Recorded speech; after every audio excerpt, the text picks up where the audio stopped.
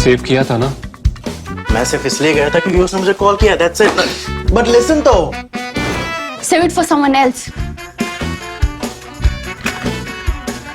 जिंदगी में सेव करना जरूरी है, मगर जब बात पैसों की हो सिर्फ सेविंग से काम नहीं चलेगा। इक्विटी म्यूचुअल फंड्स में इन्वेस्ट कीजिए और अपने सेविंग्स को आगे बढ़ने का मौका दीजिए। Mutual fund investments are subject to market risks. Read all scheme related documents carefully. नमस्कार, द प्रिंट में आपका स्वागत है। गाजा में चल रहे युद्ध से लेकर एप्पल द्वारा भेजे गए हैकिंग अलर्ट्स तक पिछले हफ्ते देश और दुनिया से जुड़ी खबरों पर आपके जितने भी ढेर सारे सवाल आए उन सभी पर हम एक बार फिर चर्चा करेंगे हेडलाइंस के पीछे शेखर के साथ। मैं अपूर्वा मंधानी और मेरे साथ है हमारे editor in chief Shekhar Gupta. स्वागत है आपका शेखर। धन्यवाद आपका अपूर्वा। चलिए, क्रिकेट की बीच में से समय निकालते हैं, लेकिन आजकल मैच कुछ ऐसे हो रहे हैं कि हमारे बात करते करते खत्म हो जाता है, बात करने का मौका ही नहीं आता क्योंकि पिछले 1-2 मैच इतने वन साइडेड हो गए। जी शेखर, क्रिकेट से जुड़ा भी सवाल है, उसे भी लूंगी। पहला सवाल ले रही हूँ विशाल कुमार यादव का, हमारे मेंबर हैं। बोल रहे हैं शेखर जी, हमास आतंकी संगठन है, उसको ख़त्म भी किया जाना चाहिए, लेकिन क्या एक हमास के आतंकी को मारने के लिए रिफ्यूजी कैंप के सैकड़ों लोगों को मार देना उचित है? ये कैसी आतंक के खिलाफ लड़ाई है? वो बोल रहे हैं अगर आम लोगों की जान की कीमत शून्य है इजराइल की नज़र में, तो फिर क्या अंतर है इजराइल और हमास में? क्या आपको लगता है कि 20 दिन पहले का पीड़ित अब अत्याचारी हो गया है? देखिए, आपकी बात ठीक भी है और उससे थोड़ा सा मैं उसके साथ में थोड़ा आर्गुमेंट भी करूंगा। ठीक ये है कि एक आतंकी को मारने के लिए आप इतने लोगों को, अब इजराइल का ये कहना है कि आतंकी जान के छुपते हैं ऐसी जगह कि वो ह्यूमन शील्ड की तरह इस्तेमाल करते हैं। उसमें बात में भी झूठ नहीं है, बात में सच्चाई है, क्योंकि जो उन्होंने सुरंगें बनाई हैं, टनल्स, वो सब जो शहर है उसके नीचे बनाई हुई हैं। उस सुरंग को भेदने के लिए आप बिल्डिंग के ऊपर से जाना पड़ता है। जैसे अब देखिए कश्मीर में हमारे यहाँ होता है, कई बार आतंकवादी किसी घर में जाके बैठ जाते हैं, उसके अंदर हमारे सैनिक घुसे तो एकदम उनको पता है घुस रहे हैं, तो कैजुअलिटीज़ होती है हमारे सेना की, तो कई बार हमारी सेना भी उस घर को गिरा देती है। हालांकि उसमें सिविलियन नहीं होते और पहले कहा जाता है जो सिविलियन है वो निकल जाए। तो ये बात आपकी ठीक है, आपका कहने की कि एक के पीछे इतने लोगों को मारना, इसका इंतज़ार नहीं कर सकते थे। अगर आप मेरा नेशनल इंटरेस्ट आर्टिकल पढ़ें पिछले हफ्ते का, जो अपूर्वा आपके साथ उसका लिंक शेयर करेंगे, इंग्लिश में भी हिंदी में भी, उसमें भी हमने यही कहा था कि देखिए सिर्फ आप गुस्से में हैं, आपको बदला लेना है, क्योंकि जो उन्होंने किया, हमास ने किया इजराइलियों के साथ, वो बहुत गलत किया, वो बड़ा भारी आतंकवाद था। और यहूदी लोगों के साथ होलोकॉस्ट के बाद ऐसा नहीं हुआ कि उनको पकड़ के इकट्ठा करके इतनी भीड़ में उनको, इतने ज़्यादा नंबर में उनको मारा। तो आपका गुस्सा जायज़ बनता है, लेकिन गुस्से से जो लड़ाई शुरू की होती है उसका नतीजा हमेशा ठीक नहीं निकलता, क्योंकि अगर आप गुस्से में लड़ाई कर रहे हैं तो उस लड़ाई का आपका आखिरी पड़ाव क्या है, आपका ऑब्जेक्टिव क्या है? अपने किसी देश को आज़ाद कराना है, जैसे 1971 में बांग्लादेश को आज़ाद कराना था, या आपको कश्मीर का बाकी हिस्सा वापस लेना है? मैं जान के भारत के हमारे इलाके के उदाहरण इसलिए ले रहा हूँ कि समझना ज़रा आसान होता है, लेकिन फिर इसलिए कि गुस्सा है। जैसे कि ये बात अटल जी कहते थे जबकि पराक्रम हो रहा था, जब ये पार्लियामेंट के ऊपर अटैक हुआ था, उसके बाद हमारी सेनाएं सब इकट्ठी हो गई थी और लग रहा था कि लड़ाई हो जाए, तो अटल जी कहते थे कि गुस्से में सब बहुत हैं, सब चाहते हैं एकदम लड़ाई हो जाए, लेकिन लड़ाई से हम क्या चाहते हैं? क्या हम सोचते हैं कि सारा कश्मीर आज़ाद हो जाएगा? क्या हम सोचते हैं पाकिस्तान ख़त्म कर देंगे, या ये हम सोचते हैं कि पाकिस्तान की सेना ख़त्म कर देंगे? पहले ये फैसला कर लें कि हमारा इसमें ऑब्जेक्टिव क्या है, और वो ऑब्जेक्टिव हम उस तक पहुंच सकते हैं कि नहीं, उसको हासिल कर सकते हैं कि नहीं। अगर कर सकते हैं तो लड़ाई करते हैं, अगर नहीं कर सकते हैं तो ऐसा हमारा कोई ऑब्जेक्टिव ही नहीं है, तो ये लड़ाई का नाम क्या होगा? ये उनका बड़ा एक समझदारी वाला बात थी। उन्होंने कहा कि हर लड़ाई का कोई नाम होता है। जैसे 71 की लड़ाई हुई, बांग्लादेश लिबरेशन वार आपने बोला है ना, तो हर लड़ाई का नाम होता है और नाम उसी बात पे पड़ता है जिस मतलब से वो लड़ाई हुई हो। तो ये जब लड़ाई होगी, हम पाकिस्तान पर चढ़ाई कर दें, तो इसका नाम क्या होगा? तो उसको मैंने भी कहा कि हाँ, इसको हम ये तो नहीं कह सकते कि India Pakistan war of anger, कि गुस्सा आया तो लड़ाई कर दी। तो ये जो इजराइल भी अभी कर रहा है, गुस्से में आके कर रहा है, क्योंकि उनको ह्यूमिलिएशन फील हो रही है।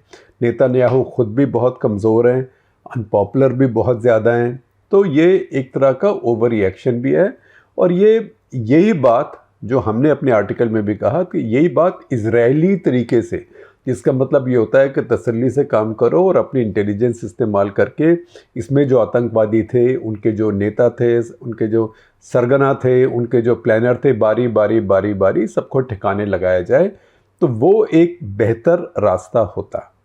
अगला सवाल यथर्व एंड अगस्त्य इनका यूज़र नेम है, मेंबर है हमारे, पूछ रहे हैं कि पेगासस के बाद दुनिया की हर सरकार जासूसी के लिए एक नए तरह के सॉफ्टवेयर को ट्राई कर रही है, लेकिन आईफोन वाले विपक्षी नेताओं के जासूसी के दावों का ये नया क्लेम थोड़ा अजीब है। वो बोल रहे हैं आपको क्या लगता है कि हमारी सरकार जासूसी करने की कोशिश करेगी या चीन, पाकिस्तान जैसी कोई विदेशी सरकार हमारी राजनीति में हस्तक्षेप करने की कोशिश करेगी? क्योंकि पेगासस के बाद कोई भी विपक्षी नेता सीक्रेट या सेंसिटिव बातचीत के लिए अपने फोन का इस्तेमाल करेगा तो वो मूर्खता होगी। आपका क्या विचार है? देखिए, पहली बात तो ये कि सरकार तो स्पाइंग करती है, इंटेलिजेंस गैदरिंग करती है, और ये जो एप्पल से जो ये चेतावनियाँ आई हैं, वार्निंग्स आई हैं, ये एक उनके टेक्नोलॉजी बेस से आई है। किसी इंसान ने चुन के नहीं भेजा इसको भेजते हैं, इसको देखते हैं। तो उनका जो सिस्टम है, सॉफ्टवेयर है, जो भी कहते हैं उसको, उसने दिखाया है कि कुछ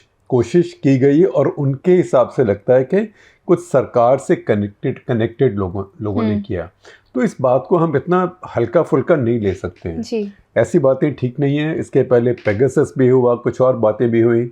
तो हमें सर्वेलेंस स्टेट नहीं बनना चाहिए और उसके लिए थोड़ा ओवर रिएक्शन भी हो और उसको ओवरली कॉशियस भी हो, हम ध्यान दे सकते हैं, तो हमको देना चाहिए। दूसरी बात ये कि फ़ोन के ऊपर अब सब कुछ होता है। आप जो मर्ज़ी चाहें, आपकी सारी ज़िंदगी आपके फ़ोन से कनेक्टेड है। आप उसको डिलीट कर दें तब भी कोई चाहे तो उसमें ढूंढ के निकाल सकता है। जो चीज़ एक बार किसी सर्वर से निकल गई, उसको जो आदमी ढूंढना जानता है, टेक्नोलॉजी जानता है, वो ढूंढ के निकाल सकता है। तो अब कब तक लोग फ़ोन पे बिल्कुल चुप रहेंगे? ठीक है, लेकिन चुप भी रह, मान लीजिए कोई सुन नहीं रहा आपको फ़ोन उस समय, लेकिन फ़ोन के ऊपर आपकी ईमेल होती है, फ़ोन के ऊपर आपका व्हाट्सएप होता है, आपके मैसेजेस होते हैं, आपकी फ़ोटोज़ होती हैं। फ़ोन में आप गूगल मैप्स में देखते हैं तो गूगल मैप्स को पता है आप कहाँ गए, कितने बजे, क्या दुकान ढूंढ रहे थे, क्या घर ढूंढ रहे थे, क्या रेस्टोरेंट ढूंढ रहे थे। तो उससे आप ये भी पता लगा सकते हैं आप किसको मिले, कौन आपको मिलने आया। कई बार मैं भी जब रिपोर्टर था, कुछ ऐसे देशों में गया जहाँ पे बहुत ज़्यादा सर्वेलेंस होती है, तो मेरी तो जो सर्वेलेंस होनी थी, लेकिन और हम तो जाके अब कहानियाँ सुनाते कि हाँ सर्वेलेंस हुई, लेकिन उसके बाद जिन लोगों को आप मिलते हैं उनको परेशान किया जाता है कि आपको वो मिलने आए थे, आपकी क्या बात हुई, आप फॉरेन जर्नलिस्ट से क्यों मिलते रहते हैं। तो ये सारी बातें होती हैं। तो इससे एक तरह जिसको हम चिलिंग इफेक्ट कहते हैं, सर्वेलेंस से वो होता है। तो सर्वेलेंस के ऊपर अगर कितनी भी एहतियात बरती जाए वो ज़्यादा नहीं है, वो ठीक ही है।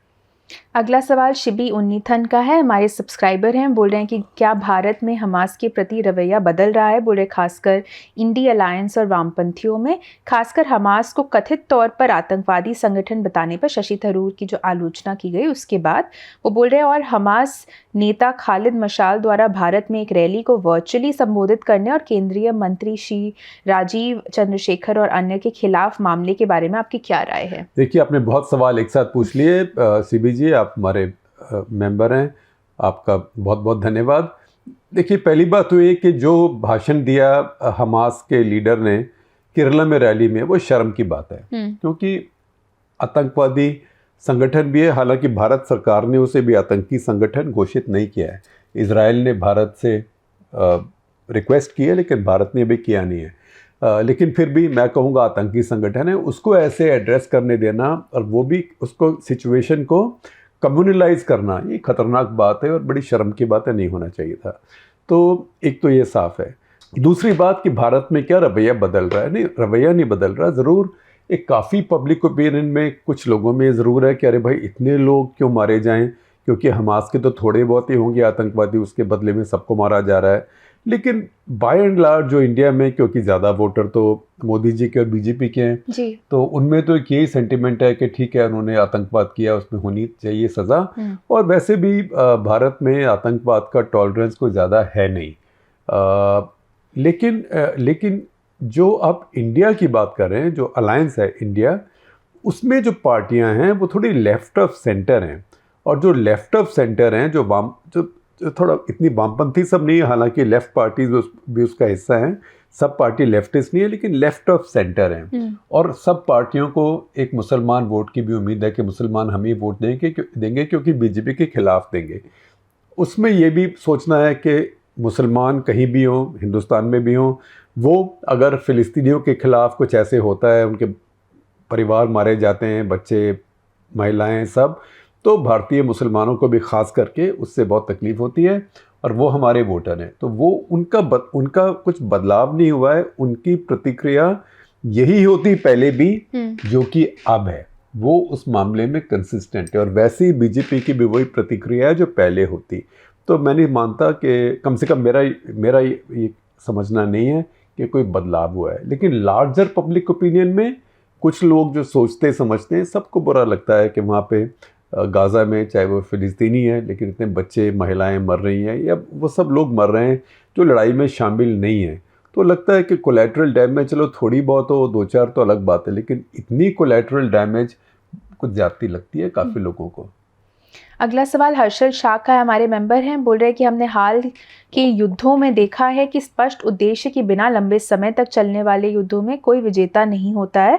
क्या इजराइल खुद को रैबिट होल में गिरने से रोक पाएगा? इजराइल को कब जीत की घोषणा करनी चाहिए? देखिए, ये बात मैं अभी आप को पहले भी कह चुका हूँ, एक और पहले प्रश्न के जवाब में भी, कि वही आर्टिकल जो मेरा पिछले हफ्ते का था वो यही कह रहा था कि ये लड़ाई शुरू करेंगे तो अब कब इसको ख़त्म करेंगे और किस बात पे? क्योंकि हमास के सब नेताओं को अब मार दें, चाहे जितने आदमी सबको भी मार दें, लेकिन उसका जो आइडिया है और उसकी जो आइडियोलॉजी है वो ख़त्म नहीं होगी। अब अमेरिकनों ने देखिए ओसामा बिन लादेन को मार दिया, फिर क्या हुआ? अब अलकायदा एक तरह से ख़त्म हो गया, लेकिन अलकायदा को वो भी मॉर्फ हो गया।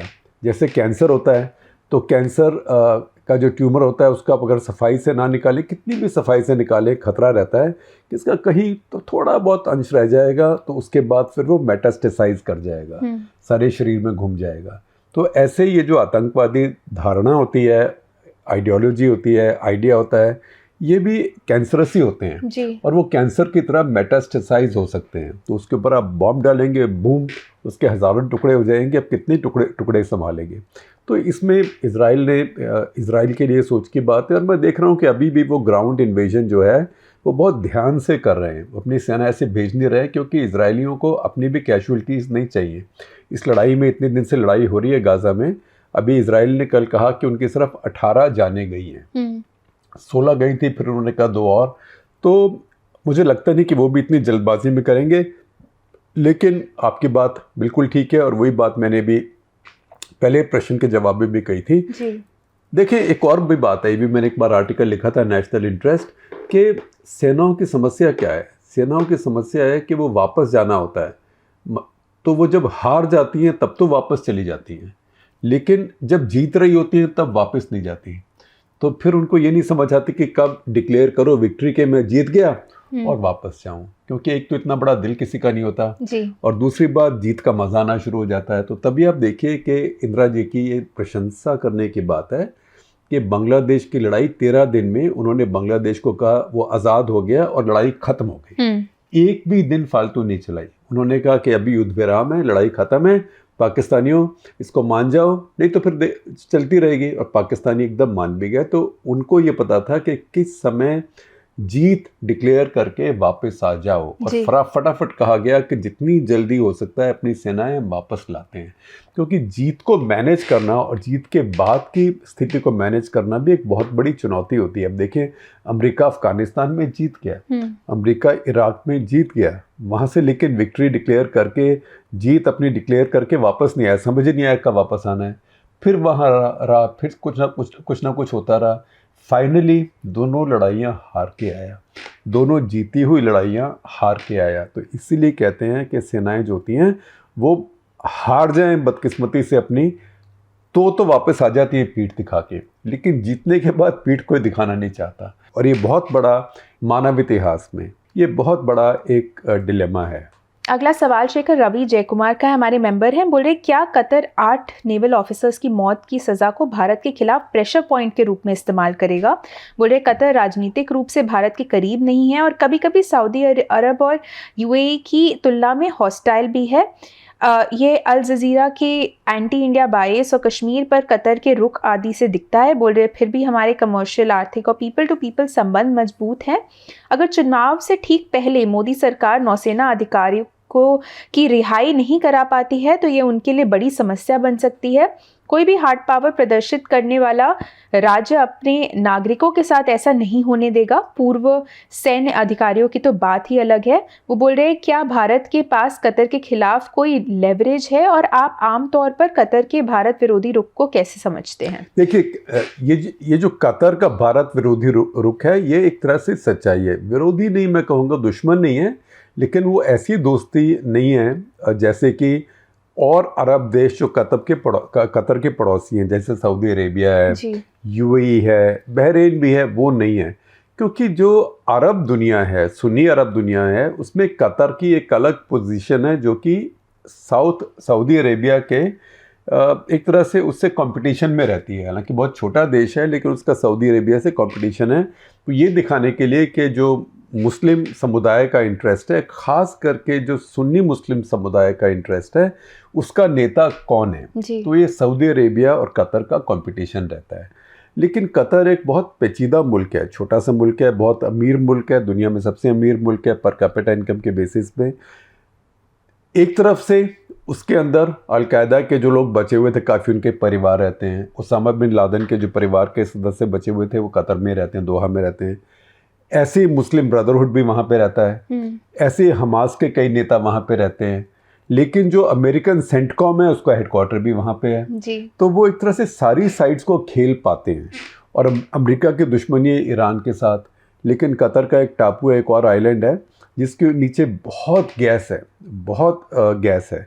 उस गैस में से कुछ हिस्सा ईरान का है, बाकी हिस्सा कतर का है, और एक ही गैस फील्ड है, दोनों एक से ही निकालते हैं। तो वो सब ईरान के साथ भी उनका अच्छा रहता है। तो वो कतर, क्योंकि उनके पास इतना पैसा है और उनके पास स्किल भी बहुत है, तो वो इसको बहुत अच्छे तरीके से लेवरेज करते हैं। वो वेस्ट के साथ भी करते हैं, अमेरिका के साथ भी, जिसका सबसे बड़ा एलाई मिडल ईस्ट में सऊदी अरेबिया है, और उसके साथ भी करते हैं जो वेस्ट का सबसे बड़ा दुश्मन है, जो कि ईरान है जी। और उसको भी तकलीफ़ देते हैं, जो कि वेस्ट का सबसे बड़ा एक तरह से प्रोटेक्टेड नेशन है, जिसकी वो सुरक्षा करते हैं पश्चिमी देश, जो कि इजराइल है जी। तो उस सारे पेचीदा स्थिति में ये भारत के इंटरेस्ट में फंसे हुए हैं। अब ये 8 नेवी ऑफिसर हैं जो उन्होंने उनके ऊपर आरोप लगाए, जिनके लिए कन्विक्ट किया, वो बहुत गंभीर है।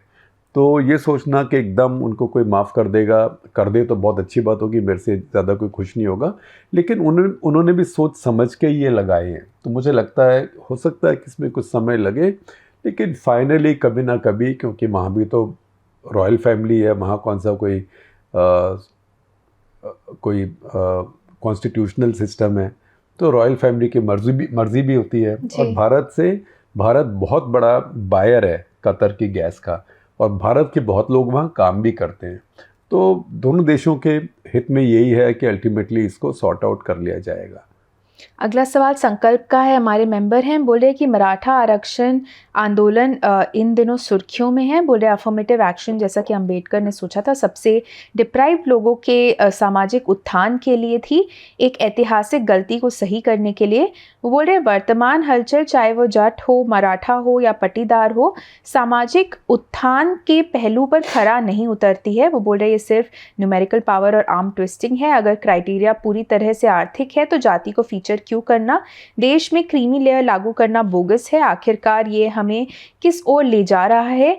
वो बोले क्या हम पाए जो है वो बांट रहे हैं या योग्य लोगों को हिस्से से वंचित कर रहे हैं? ये मुद्दे सिर्फ इस सरकार तक सीमित नहीं रहेंगे। अतीत में कांग्रेस को इस सिरदर्द से जूझना पड़ा था, भविष्य की सभी सरकारों को भी ऐसा ही करना होगा। देखिए, पहली बात तो ये कि बुरा ना मानिएगा, हमें ये सोचना कि जो मेरिट है वो सिर्फ एक तरह की जातियों में, जिसको हम ऊंची जातियां कहते हैं, उनमें है, बाकियों में नहीं है, ये बात ठीक नहीं है। मेरिट सब जगह है। फिर आप ये भी कहेंगे अगर मेरिट सब जगह है तो रिजर्वेशन क्यों? वो इसलिए क्योंकि पीढ़ी दर पीढ़ी वो लोग वंचित रहे हैं, और जो वंचित रहे हैं उनके साथ समाज में अपने आप उनके विरुद्ध एक बायस आ जाती है, वो आगे नहीं जा पाते हैं। अब ये कह रहे हैं उनको पढ़ाओ उसके बाद आगे चले जाएंगे, तो ऐसे नहीं होता है। क्योंकि आप खुद देखें कि हम सब लोगों के जितने भी हम सबके संस्थान हैं, कंपनियां हैं, सरकार में भी आप देख लीजिए, तो जो इलीट्स हैं इंडिया के, जो रूलिंग इलीट्स हैं, कहीं भी उसमें अपर कास्ट की संख्या बहुत ज़्यादा है। अपर कास्ट की वैसे जनसंख्या 10-12% होगी, लेकिन आप किसी भी हॉल में जाके बात करेंगे, हॉल में जो लोग भरे होंगे आमतौर पे जो थोड़े अपर कास्ट के होंगे, वो सब अपर कास्ट के ही होते हैं। तो इसमें इक्वालिटी लाना बहुत ज़रूरी है। जो महाराष्ट्र का मामला है, मराठा मामला है, और पेचीदा है, क्योंकि मराठा जो लोग हैं ये इनको ओबीसी हैं या नहीं हैं। अब महाराष्ट्र में भी 2 तरह के हैं, जैसे विदर्भ का इलाका है, वहाँ पे उनको कुणबी कहते हैं, उनको ओबीसी माना जाता है। बाकी जगह वेस्टर्न महाराष्ट्र में, पश्चिमी महाराष्ट्र में नहीं माना जाता है जी। तो ये लोग पहले, आज एक बहुत अच्छा आर्टिकल था इंडियन एक्सप्रेस में, अब वो अपूर्व आपसे शेयर करेंगे उसका लिंक, वो गिरीश कुबेर जो लोक सत्ता के संपादक है, उनका आर्टिकल है। तो वो यही बताते हैं कि ये जो मराठा लोग थे ये किसान लोग थे, किसान खेती में काम करते थे और अपने आप को वॉरियर समझते हैं कि हम मार्शल रेस से लड़ने वाले हैं, क्योंकि ये शिवाजी की सेना में होते थे जी। तो ये वॉरियर तो हैं, लड़ने वाले हैं, लेकिन लड़ने वाले तब है जब लड़ाई हो रही हो। तो जब लड़ाई शुरू हुई तो फौज में चले गए, लेकिन वो ये खेत में काम करने वाले थे, खेत खलिहान में। लेकिन समय के साथ साथ जैसे परिवार बढ़े, ज़मीन बढ़ती गई, ज़मीन जैसे बढ़ती गई, जो पंजाब में जो हुआ वही यहाँ हो रहा है। ज़मीन बढ़ती गई तो हर परिवार के पास ज़मीन थोड़ी रह गई, क्योंकि एक घर में 4 बच्चे हैं तो घर की ज़मीन 4 में बँट गई, फिर 4 के 2-2 बच्चे हैं तो वो ज़मीन 2-2 में फिर बँट गई। तो ऐसे ज़मीनें बढ़ती गई, तो उससे आर्थिक आमदनी होती थी वो कम होती जा रही है, और कम होती जा रही है इसलिए लोग ढूंढते हैं नौकरी को। और नौकरी जो फैक्ट्रीज़ में, इंडस्ट्री में इतनी पैदा नहीं हुई है, हालांकि महाराष्ट्र में और राज्यों से ज़्यादा हुई हैं, पर इतनी नहीं हुई है कि इन सबको एब्जॉर्ब कर पाएँ जी। इसीलिए अब ये रिजर्वेशन की बात हो रही है। तो ये हमारे यहाँ बहुत पेचीदा मसले होते हैं, लेकिन इसको हम बड़ी सिंपल बाइनरीज में नहीं डाल सकते हैं। अगला सवाल प्रसन्नजीत भट्टाचार्य जी का है, हमारे मेंबर हैं। बोले जम्मू कश्मीर में कई नई लेकिन छुटपुट आतंकी गतिविधियां हो रही हैं। बोल रहे हैं जब सिक्योरिटी अपैरेटस पे पूरा नियंत्रण आपके पास है तो ये फिर से वापसी की कोशिश क्यों कर रहा है। बोल रहे Pakistani ex chief of army staff Qamar Bajwa ने भारत के साथ शांति के लिए काम किया, क्या वर्तमान चीफ ऑफ आर्मी स्टाफ असीम मुनीर के कुछ अलग और पुराने मिस्चीवियस आइडियाज़ हैं। देखिए अभी पाकिस्तान से ऐसी कोई इंडिकेशन नहीं मिलती जिससे इम्कान लगे कि ये पाकिस्तान की आर्मी जो है अभी फिर से भारत के साथ दंगा शुरू करना चाहती है। अभी तो यही लगता है कि पाकिस्तानी आर्मी भी चाहती है कि भारत के साथ रिलेशनशिप थोड़ी स्थिर रहे, स्टेबल रहे, बल्कि मौका लगे तो थोड़ा जैसे व्यापार वगैरह शुरू किया जाए, कम से कम हाई कमिश्नर्स एक्सचेंज किए जाएं। और इसी बात पे कमर जावेद बाजवा का और इमरान खान का काफ़ी झगड़ा भी था, क्योंकि वो चाहते थे कि भारत के साथ थोड़ा नॉर्मलाइज करें, क्योंकि पाकिस्तान बहुत पीछे रहता जा रहा है। और ये कहना कि जब तक आप कश्मीर के में आर्टिकल 370 बहाल नहीं करेंगे, 370 हम बात ही नहीं करेंगे, तो ये एक मैक्सिमलिस्ट डिमांड है जो नहीं होने वाली। और उन्होंने जनरल बाजवाई ने आसिम मुनीर को बनाया है, हालांकि आखिरी दिन बनाया है अपनी सर्विस के, उसके ऊपर पाकिस्तान में बहुत कंट्रोवर्सीज हैं, तो उनको चुन के बनाया है। और ये फिर अब नवाज शरीफ को भी वापस लेके आए हैं। तो मुझे नहीं लगता कि पाकिस्तान की सेना टॉप में चाहती है कि फिर से पहले की तरह से लाइव एलओसी हो जाए। लेकिन देखिए थोड़ा सा तो वो चाहेंगे कि भारत के कश्मीर में कुछ छुटपुट होता रहे, ताकि भारत की सरकार ये ना सोचे कि ये समस्या बिल्कुल ख़त्म हो गई, क्योंकि कश्मीर जो है, कश्मीर की स्थिति पाकिस्तान की लिवरेज है भारत के साथ जी। तो कोई देश अपनी लिवरेज पूरी तरह खोना नहीं चाहता है। अगला सवाल आदित्य का है, हमारे मेंबर हैं। बोल रहे हैं साउथ अफ्रीका की टीम ओपनिंग से लेकर मिडिल ऑर्डर और गेंदबाजी में भी काफ़ी मजबूत नज़र आ रही है। पाकिस्तान के खिलाफ एक बहुत ही महत्वपूर्ण मैच में भी वो चोक नहीं हुए, तो क्या आपको लगता है कि वे इसे पहली बार जीत सकते हैं? इस विश्व कप में निर्णायक क्षणों में चोक होने के अलावा और क्या चुनौतियाँ हैं? देखिए पहली बात तो ये कि मैं तो अपनी टीम के साथ हूँ, तो मैं तो सोचूंगा कि अगर भारत साउथ अफ्रीका का मैच हो, चाहे सेमीफाइनल में हो या फाइनल में हो, तो भारत को ही जीतना चाहिए जी। अच्छा वो चीज़ एक तरफ कर दी। फिर अगर साउथ अफ्रीका को देखें तो अब लगता है कि ये साउथ अफ्रीका की टीम बहुत मजबूत है। मजबूत है, मेंटली स्ट्रांग भी है, पहले मेंटली स्ट्रांग नहीं थी। उसका कारण कुछ ऐसा है कि उनके पास अब डाइवर्सिटी ऑफ टैलेंट है। डाइवर्सिटी ये नहीं कि एथनिसिटी कि उसमें ब्लैक कितने, वाइट कितने, कलर्ड कितने, वो तो साउथ अफ्रीका में पहले से फैसला किया होता है, क्योंकि वहाँ पे सिस्टम ये है कि 6 वाइट खेलेंगे, फिर कल 6 वाइट खेलेंगे, 4 ब्लैक खेलेंगे, 3 ब्लैक खेलेंगे, 2 कलर्ड खेलेंगे, ऐसे होता है उनके कोटा सिस्टम होता है। वो अलग बात। लेकिन डाइवर्सिटी ऑफ टैलेंट, तो उनके पास फास्ट बॉलर्स भी हैं, उनके पास 2 अच्छे स्पिन बॉलर भी हैं जो कि भारत में बहुत ज़रूरी है।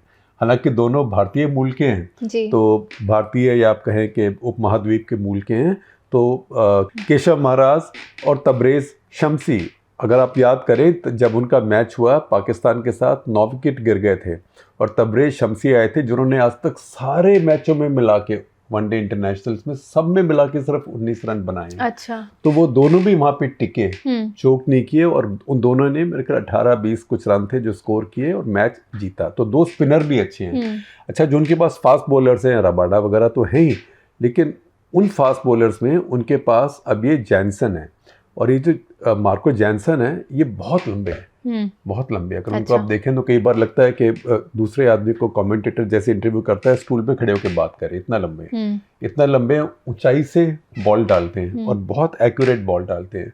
तो वो भी है, शेयर पेस भी है, स्पिन भी है, और बैटिंग भी करने वाले अच्छे दमदार बैट्समैन है। जैसे क्लासन देखिए, क्लासन कितनी 4-5 विकेट के बाद आते हैं, और उनसे जैसा धाकड़ बल्ला इस समय दुनिया में कोई नहीं है, क्योंकि उनकी बैट पे बॉल आ जाए तो बाहर ही जाती है।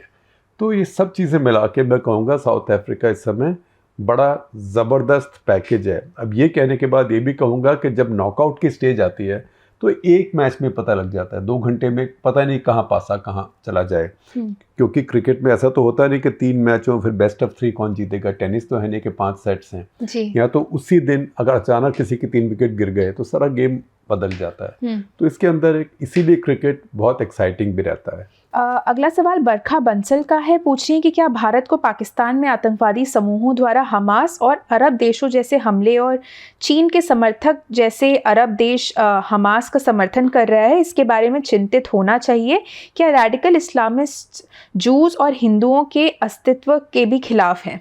देखिए, ये जूस और हिंदू वाली बात ठीक नहीं है, क्योंकि हमारे देश में 20 करोड़ मुसलमान रहते हैं, और राजनीति जो होती है, लेकिन हिंदू मुसलमान में हमारे यहाँ कोई द्वेष दुश्मनी नहीं है जी। तो भारत में भी कोई मुसलमान नहीं चाहता कि यहाँ के हिंदू ख़त्म हो जाए, तो ऐसा नहीं है यहाँ पे। तो इसमें सोचना कि बाहर से कोई आ जाएगा, भारत बहुत बड़ा देश है और बहुत मजबूत देश है। अब जैसे कि अंदर घुस के कुछ लोगों को मार देना, ये तो हम देख चुके हैं, 2008 में देख चुके हैं। ये 26/11 क्या था बम्बई में, यही तो हुआ कि 9 लोग आ गए, 160 के कुछ लोगों को मार के चले गए। तो ये जो हुआ इजराइल में कुछ वैसा ही हुआ है। ऐसे ना कि कोई धर्म के लोग ख़त्म होते, ना कोई देश ख़त्म होता। ये आतंकवादी हमला है, बुरा लगता है, लेकिन जो आतंकी होते हैं वो भी बचते नहीं हैं। तो मैं नहीं समझता कि ऐसा कोई मुस्लिम समुदाय इकट्ठा होकर सोच रहा है कि हम हिंदुओं को ख़त्म कर दें। इतना भी डरने की ज़रूरत नहीं है, और इतना भी उस बात को इतना अपने दिमाग में बढ़ाने की ज़रूरत भी नहीं है। जी, आखिरी सवाल शेखर आज का लूँगी। राधिका घोष हमारी मेंबर हैं, पूछ रही कि क्या आपको लगता है कि कनाडा और भारतीय चुनावों के बाद भारत कनाडा संबंधों में सुधार होगा? देखें, उसमें यही इस बात पे निर्भर करता है कि चुनाव का नतीजा क्या आता है। भारत के चुनाव के नतीजे पर इतना निर्भर नहीं करता जितना कि कनाडा के, क्योंकि कनाडा में ये समस्या बहुत ज़्यादा ट्रूडो सरकार की है, क्योंकि ट्रूडो सरकार के वोट हैं, उनको सिखों के वोट मिलते हैं, उनको मुस्लिम वोट भी मिलते हैं, इमिग्रेंट्स के वोट मिलते हैं, क्योंकि वो लेफ़्ट की एक तरह से सरकार है। तो अगर वहाँ पे कंजर्वेटिव्स की सरकार आती है तो वो ये नहीं कहेगी कि निज्जर को पता नहीं किसने मारा, वो शायद कहेगी कि नहीं इसमें आप मदद कीजिए इन्वेस्टिगेशन वगैरह में, लेकिन इसका इतना बड़ा इशू नहीं बनाएगी। और इतनी नेमिंग एंड शेमिंग, जैसे कि ट्रूडो ने पार्लियामेंट में बोल दिया, बहुत बड़ी बात होती है पार्लियामेंट में आपने दूसरे देश के बारे में ऐसे बोल दिया। ये अगर आप मुझसे पूछें, मैं तो कैनेडियन बिल्कुल नहीं हूँ। ये एक तरह से मैं कहूँगा कि जैसे इमेच्योरिटी की बात है। परिपक्व जो नेता होते हैं वो ऐसे नहीं करते हैं पार्लियामेंट में खड़े होकर कि आप ऐसा देश जिससे आपकी दोस्ती भी है, कम से कम आपके शेयर्ड इंटरेस्ट हैं, उसकी आप ऐसे नेमिंग एंड शेमिंग नहीं करते हैं। पर खैर उन्होंने किया। भारत में कुछ भी हो उससे फ़र्क नहीं पड़ेगा, क्योंकि भारत में आपने देखा होगा कि कनाडा और निजर के इशू में भारत में सब पार्टियां एक साथ थीं, सब बड़ी पार्टियां एक साथ थीं। चलिए इसी बात पे हमारा आज का एपिसोड यहीं ख़त्म होता है। आशा करती हूँ आपको एपिसोड पसंद आया होगा। हमसे जुड़ने के लिए आप सभी का बहुत बहुत धन्यवाद।